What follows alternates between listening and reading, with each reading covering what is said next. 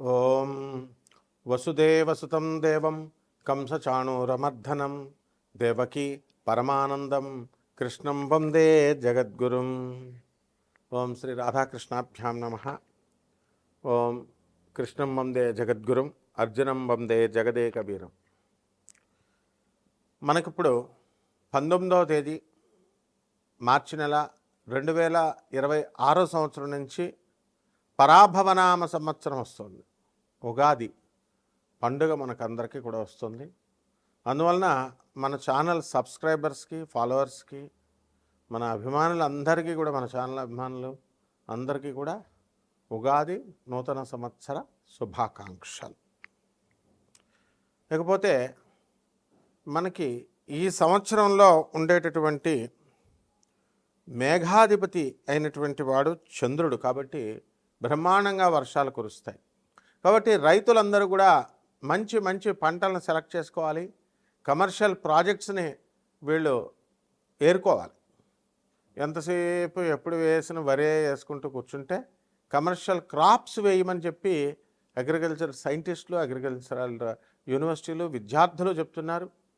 మరి అవి వేసుకుంటూ భూమి సారవంతంగా ఉండడం కోసం రైతులు వ్యూహాలు, ప్రణాళికలు మార్చాలి. చెరుకు, కందులు ఇవన్నీ పాత క్రాప్స్ అయినప్పటికీ కూడా ఎక్స్పోర్ట్స్, ఇంపోర్ట్స్ మీద దృష్టి పెట్టి మరి డ్రై ఫ్రూట్స్, మరి అలాగే ఈ చెర్రీ ఫ్రూట్స్ ఇలాంటివి ఏవైతే, ఖర్జూరాలు ఏవైతే మరి విదేశాలకి ఎక్స్పోర్ట్ చేస్తే మంచి మనకి ఫలితాలు వస్తాయో అప్పట్లో మనకి పామాయిల్ బ్రహ్మాండంగా వేసాం. ఈ రకంగా ఈ సంవత్సరం మనకి మెట్ట పొలాలు కూడా బ్రహ్మాండంగా ఉంటాయి. ఆహార ధాన్యాలు, ధాన్యాధిపతి అయినటువంటి వాడు మనకి చక్కగా బుధుడయ్యాడు. కాబట్టి తెలుపు రంగు పంటలు బ్రహ్మాండంగా పండుతాయి, పెసలు బ్రహ్మాండంగా పండుతాయి, అపరాలు, ధాన్యాలు అంటే కందులు ఇలాంటివన్నీ కూడా బ్రహ్మాండంగా పండుతాయి. ఇకపోతే సస్యాధిపతి అయినటువంటి వాడు శుక్రుడు అయ్యాడు. కాబట్టి మనకి మెట్ట పంటలు బ్రహ్మాండంగా అవుతాయి. కందులు, చెరుకు, తర్వాత బెండకాయలు, వంకాయలు ఇలాంటివి నీరు తక్కువగా అవసరమయ్యేటటువంటివి. కానీ మనకి ఈ సంవత్సరం బ్రహ్మాండమైనటువంటి వర్షాలు కురుస్తాయి. ఇకపోతే రాజు మనకి గురుడు అయి ఉన్నాడు. అందువలన మనకి శాంతి, ప్రతి కుటుంబంలో కూడా ఒక శాంతి ఉంటుంది, ప్రతి ఇంటిలో శాంతి ఉంటుంది, దేశంలో శాంతి ఉంటుంది. మరి మీరు అడగొచ్చు, ఇరాన్ వారా జరుగుతుంది కండి ఇజ్రాయెల్తోనూ అమెరికాతోనూ అంటే అవన్నీ కూడా అయిపోతాయి. మీకు ఈ లోపల గ్యాస్ ధరలు బాగా పెరిగిపోతాయి, బంగారం ధరలు బాగా పెరిగిపోయినాయి అని చెప్పేసి మీరందరూ కొనుక్కోవడం జరిగింది. మరి అవన్నీ కూడా బంగారం ధరలు తగ్గుతాయి అని మనం చెప్పాం. సంవత్సరం వచ్చేసరికి లేదండి 5 లక్షల వరకు వెళ్ళిపోతాయని చెప్పేసి అందరినీ కూడా రెచ్చగొట్టారు. మరి గురుడు వక్రించి మళ్ళీ సవ్యదశలోకి వచ్చాడు. ఈ లోపల పరాభవనామ సంవత్సరం వచ్చింది. బంగారం ఒక 2 లక్షల కంటే కూడా వెళ్ళడానికి 2 సంవత్సరాలు పడుతుంది, 2027 వరకు కూడా. ఇకపోతే మంత్రి కుజుడై ఉన్నాడు. కాబట్టి ఎంతసేపు కూడా దూకుడు స్వభావంతో మంత్రి సలహాలు ఇస్తూ ఉంటాడు. అంటే మీ భార్య కూడా మనకి గొడవలు, అంటే చిన్న గొడవని కొంచెం పెద్దగా చెప్పడం. ఇప్పుడు పక్కింటి వాళ్ళు రేడియో మీరు స్విచ్ ఆన్ చేశారు, మీరు రేడియో పెట్టుకున్నారు, వాళ్ళు గురుగురు గురుగురు అని ఉంటుంది. వాడు ఆ కాలంలో రేడియో, ఇప్పుడు టీవీ అనుకున్నాం. ఆ సౌండ్ వచ్చినప్పటికీ మీకు వాడు గొణుకుతూ ఉంటాడు మీ మీద అసూయ, ఈర్ష్యలతో. పాపం మీరు డ్యూటీ చేసుకొని వచ్చేసరికి మీకు ఏమవుతుంది, ఇలా చేస్తున్నారని ఈ గొడవలు ఎప్పటి నుంచో జరుగుతున్నాయి, రెచ్చగొట్టేటట్లుగా చెప్తుంది మీ భార్య. దాంతో ఈయన గొడవకు పక్కగా వెళ్తాడు. వాడు రెడీగా సుత్తి పెట్టుకొని రోకల బండ పెట్టుకుంటాడు. మీరు వెళ్ళగానే తల బద్దలు కొట్టేస్తాడు. కేసు జరుగుతుంది. చుట్టుపక్కల ఉన్నటువంటి వాళ్ళంతా కూడా మీ భర్త కొలీగ్స్, వీళ్ళందరూ కూడా, మీ కొలీగ్స్ అందరూ కూడా సాక్ష్యాలు చెప్తారు. కానీ కోర్టులో ఆనరబుల్ జడ్జి ఏం చెప్తాడు, ఎందుకయ్యా మీకు ఉద్యోగాలు పోతాయి అనవసరంగా అతను పాపం జాలిపడంటే మీకు వచ్చినటువంటి మీ ఫ్రెండ్సే ద్రోహం చేసి మీకు ఉద్యోగం పోతుంది అతనిది అని చెప్పేసి సాక్ష్యాలు తారుమారు చేస్తారు, కేసు నిర్వీర్యం చేస్తారు. మీరు 4 సంవత్సరాలు లాయర్లు మేపి గొడవలు పెట్టుకొని ఇవన్నీ కూడా బ్రెయిన్ ఉపయోగించకుండా చేసినటువంటి కారణాల వల్ల జరుగుతాయి. కాబట్టి ఇవి ప్రతి కుటుంబంలో కూడా ఈ సంవత్సరం పరాభవన సంవత్సరంలో జరుగుతుంది. పరాభవం అంటేనే అపజయం. ఈ సంవత్సరంలో అందరికీ కూడా ఎప్పుడు కూడా సూపర్ సక్సెస్లు వస్తాయని ఆశించొద్దు. వృత్తిలో వెన్నుపోటులు, అనైతికమైనటువంటి కార్యక్రమాలు ఇవన్నీ కూడా జరిగిపోతాయి. ప్రతి మనిషి కూడా మరి కపట స్వభావంతో ప్రవర్తించడం, ఈ రకంగా మీరుకి ప్రాభావనామ సంవత్సరంలో 12 రాసుల వారు కూడా ముందుకు వెళ్తూ ఉంటారు. ఆ తర్వాత సేనాధిపతి చంద్రుడు, యుద్ధం చేయవా మొగుడా అని చంద్రుడిని పంపితే వెళ్ళి ఆర్బిట్రేషన్ చేసి, నెగోషియేషన్స్ చేసి, ఆ తర్వాత మధ్యవర్తిత్వం చేసి మరి యుద్ధాలు కలగకుండా చేస్తాడు. దేశంలోనే కాదు, ఇంటిలో కూడా, మీరు ఇళ్లల్లో కూడా మరి శాంతి అనేటటువంటిది కొంతవరకు వస్తుంది. మరి భార్యాభర్తల మధ్య గొడవలు, 10 మందిని మీరు కొత్తగా పెళ్లి చేసుకొని ఆర్భాటంగా పెళ్లిళ్ళు చేస్తున్నారు, అత్యధికమైనటువంటి కట్నాలు ఇస్తున్నారు. కట్నాలు ఇవ్వడం నేరం, తీసుకోవడం నేరం అని చట్టం చెప్తున్నా సరే అదే పోలీస్ ఆఫీసర్లు, అదే ఆనరబుల్ జడ్జెస్, అదే లాయర్లకు కూడా తప్పడం లేదు ఈ యొక్క కట్నాలు ఇవ్వడం, కట్నాలు తీసుకోవడం.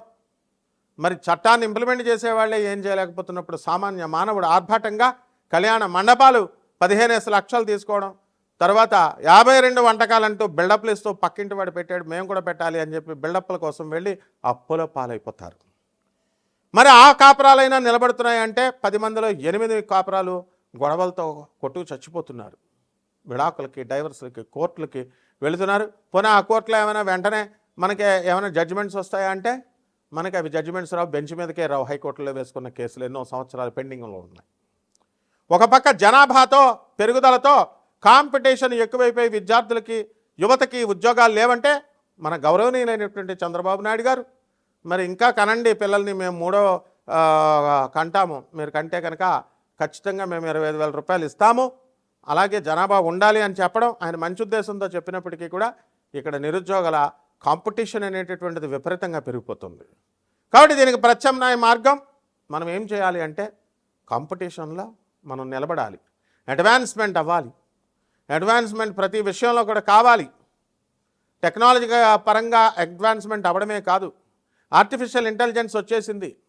మరి ఈ ఆర్టిఫిషియల్ ఇంటెలిజెన్స్తో మనం అందరం కూడా సాఫ్ట్వేర్ ఇంజనీర్లందరినీ కూడా పనితీరు బాగాలేదు, పనితీరు టాస్క్ ఇచ్చినటువంటిది మీరు సరిగ్గా చేయలేకపోతున్నారు అనేటటువంటి కేవలం ఆ ఒక్క కారణాన్ని చెప్పే దమ్ము, ధైర్యం మేనేజ్మెంట్కి లేకుండా లే ఆఫ్లు, మాకు ప్రాజెక్ట్స్ లేవని చెప్పేసి మిమ్మల్ని పక్కకు తప్పించడం ఇలాంటివి జరుగుతాయి. ఇవన్నిటికీ కూడా ఆర్టిఫిషియల్ ఇంటెలిజెన్స్ని బ్లేమ్ చేయకుండా మరి మనం ఏం చేయాలి అంటే మనం అడ్వాన్స్మెంట్ అవ్వాలి.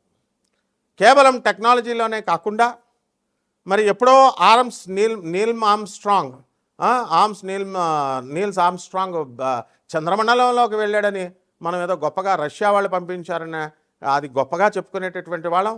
ఇప్పుడు అది కాకుండా మనం చక్కగా భారతదేశమే చంద్రయానానికి వెళ్ళింది. మన ఇండియన్ బ్రీడ్ అయినటువంటి సునీత విలియమ్స్, కల్పనా చావ్లా వీళ్ళంతా కూడా చంద్రుని అవలేలగా వెళ్ళి రావడం జరిగింది. మంగళయానికి వెళ్ళాము. మరి 2028లో మనం శుక్రయానికి వెళుతున్నాం. అందువలన మన భారతదేశం అయినటువంటి ఇస్రోయే ఇప్పుడు మూలంగా తీసుకొని మనం పీపీపీ, ప్రైవేట్ పబ్లిక్ పార్ట్నర్షిప్ లాగా మనము నాసాకే, అమెరికా వాళ్ళకే మనం పార్ట్నర్షిప్ ఇప్పుడు ఇస్తున్నాం. రష్యాకి, అమెరికాకి, మెయిన్గా నాసాకి.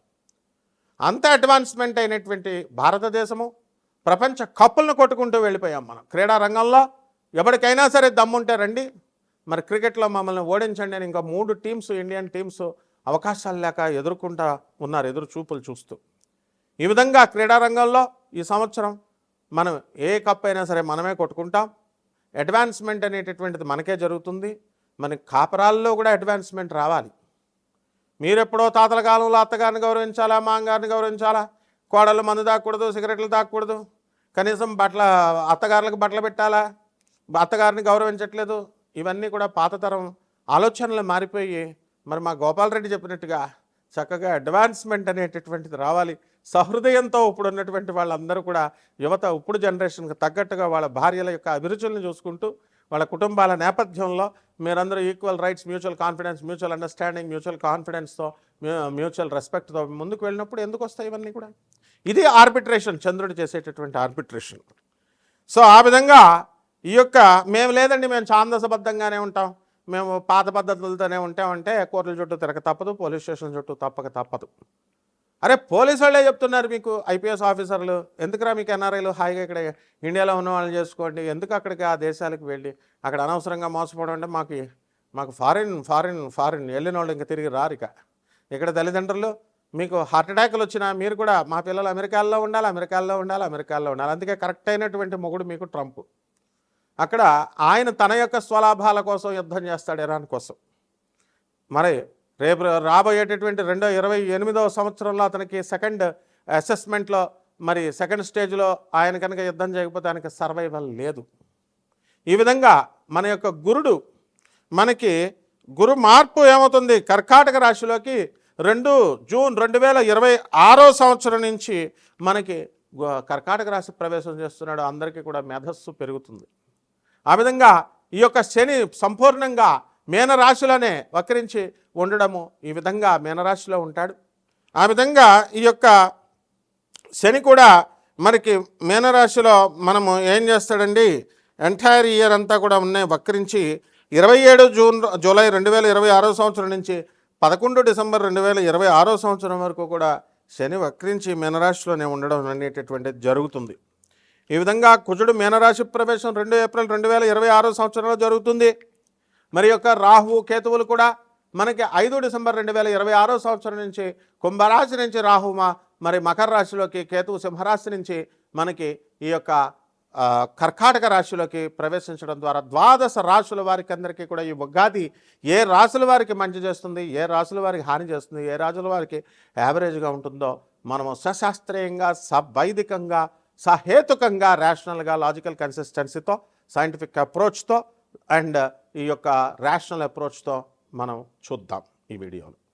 సింహరాశి, ఈ సింహరాశి వారికి అందరికీ కూడా అర్ధాష్టమ రాహువు, అష్టమ శని, జన్మంలో ఉన్నటువంటి కేతుగ్రహ ప్రభావాల వలన మనకి యాక్సిడెంట్ అవడానికి అవకాశాలు ఉన్నాయి. ఏమిట్రా శుభం పలకరా పెళ్ళి కొడుక అంటే ఏదో చెప్పినట్టు ఉగాది శుభాకాంక్షలతో ప్రారంభించి ఉగాదిలో మేము శుభవార్తలు విన్నామంటే ఇదేంటంటే జాగ్రత్తగా ఉండండి. మరి బైకులు నడుపుతున్నారు, ఇలా పెట్టుకుని మాట్లాడతారు, కార్లు నడుపుతూ ఉంటారు, ఫోన్లో, మీకు ఏం పని?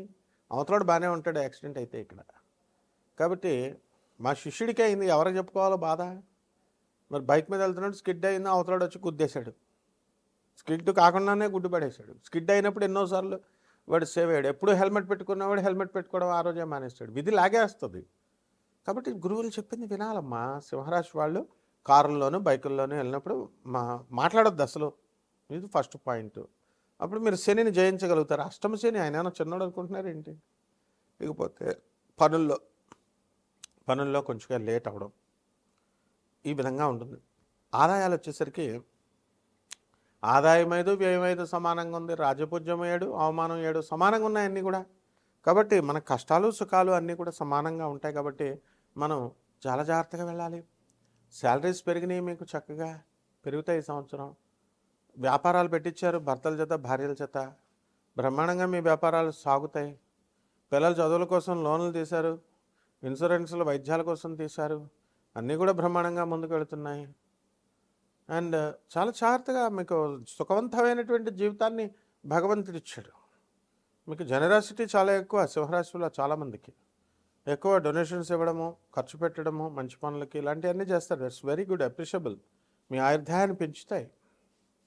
కాబట్టి ఈ యొక్క రాశి వారందరూ కూడా మనకి ఆర్మీలో ఉన్నటువంటి వాళ్ళకందరికీ కూడా లీవులు దొరుకుతాయి, ప్రమోషన్స్ వస్తాయి.